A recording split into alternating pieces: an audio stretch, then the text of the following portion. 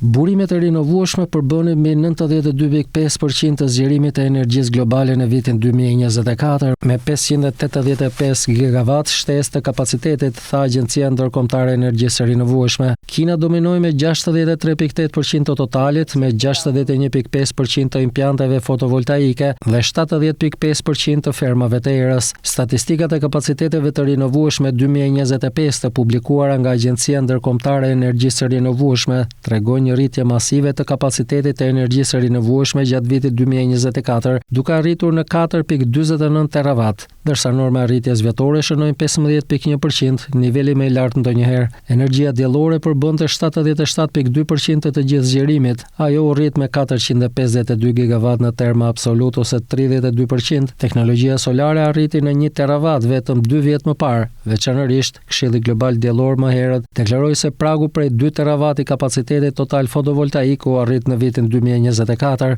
Agjencia tha se energjia e erës u rrit me 11.1%, ndërsa hidroenergjia shënoi rritje neto prej vetëm 1.1%. Megjithatë, duhet theksuar se prodhimi nga hidrocentralet dhe era është përkatësisht 3 dhe pothuajse 2 herë më i lartë për njësi kapaciteti se ai nga fotovoltaikët. Përveç dominimit në energjinë e erës dhe diellit, Kina arriti gjithashtu flotën e saj hidroenergjetike me 14.4 gigawatt, që është 93% e totalit vjetor. Ruajtja e normës së rritjes që u regjistrua në vitin 2024 do të çonte kapacitetin global të burimeve të rinovueshme në 10.4 terawatt deri në 2030. Kjo shifër do të ishte 0.8 terawatt nën objektivin për të mbajtur grojen globale të kufizuar në 1.5 gradë Celsius.